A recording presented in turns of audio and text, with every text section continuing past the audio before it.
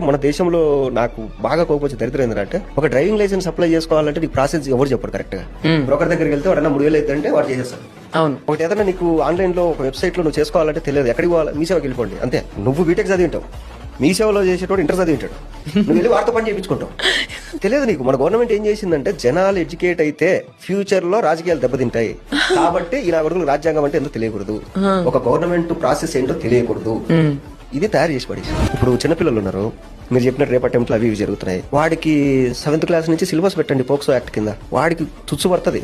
అరే మనం వెళ్ళి పొరపాటున ఒక అమ్మాయిని గెలిపితే మనం 7 years జైలు వేస్తారంటరా అని ఒక భయం వాడికి ఏర్పడితే వాడు ఎందుకు వెళ్తాడు? నువ్వు ఎప్పుడు చేస్తున్నావు? వాడికి ఏమీ తెలియకుండా వాడు తప్పు చేసినప్పుడు తీసుకొచ్చి వాడి మీద సెక్షన్ 320 సెక్షన్ 240 అని చెప్తే వాడికి ఆ సెక్షన్ కూడా తెలియకుండా నువ్వు తీసుకెళ్లి జైలు వేసేస్తావు. వాడు ఆ తప్పు చేసిన తర్వాత సెక్షన్ గురించి తెలుస్తుంది. తర్వాత నువ్వు ఎడ్యుకేట్ చేస్తున్నావు అంటే మన వాళ్ళు ఎట్టుంటారంటే చనిపోయిన తర్వాత భగవద్గీత తినిపించినట్టు చచ్చిపోయిన శవానికి వాడు తప్పు చేసిన తర్వాత నువ్వు సెక్షన్ ఎక్స్ప్లెయిన్ చేస్తావు. వాడికి తప్పు చేయకముందు నువ్వు సెక్షన్ లో చెప్తే వాడు తప్పెందుకు చేస్తాడు?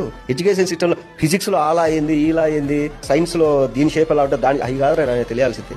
మన కాన్స్టిట్యూషన్ ఏంది, రేపు మనం ఏదైనా తప్పు చేస్తే మనం ఎలా రియాక్ట్ అవ్వాలి, లేదా మన మీద ఏమైనా జరిగితే మనం ఎలా కంప్లైంట్ ఇచ్చుకోవాలి, మన ఫ్యూచర్ లో మనం అసలు ఏం తింటే బాగుపడతాం, మన హెల్త్ బాగుండాలంటే మనం ఇది కదా ఎడ్యుకేషన్ అంటే. నువ్వు ఏదేదో సోది పనికిరాందంతా చెప్పి ఆ సబ్జెక్ట్ లో పేర్లు కూడా గుర్తుండవు ఎవరికే కానీ. అంటే కరెక్ట్ ఎడ్యుకేషన్ లేక ఇలాంటివన్నీ జరుగుతాయి. ఎడ్యుకేషన్ లో ఇవి పెట్టాలి, ఇవన్నీ ఉండాలి.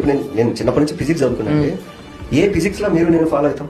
అమీబా షేప్ ఇలా ఉంటది, ఏం చేసుకుంటారు మీరు అమీబా షేప్ తెలుసుకొని? ఎందుకు ఎన్ని దానివల్ల ఏం దమ్ముడి ఉపయోగం ఉందే మనకి ఏమన్నా? నువ్వు చిన్నప్పటి నుంచి ఈ సబ్జెక్టులు పెట్టుకుంటే కనీసం పనికొచ్చేది చెప్పాలి కదా. అట్లా నాకు మొన్న ఆర్సీ అప్లై చేస్తే సేమ్ ఇంతే, మీరు ఈ పంపించేసేయండి బ్రోకర్ అప్లై చేస్తాడు అది ఇది అని చెప్పి వాడు ఒక అడ్రస్ పెట్టాల్సింది ఇంకొక అడ్రస్ పెట్టి ఇదంతా ఎప్పుడు అనిపించింది కూడా అమ్మ కనీసం ఇంత చదువుకున్నా నేను ఆర్సీ ఆన్లైన్ లో అప్లై చేసుకోలేనా?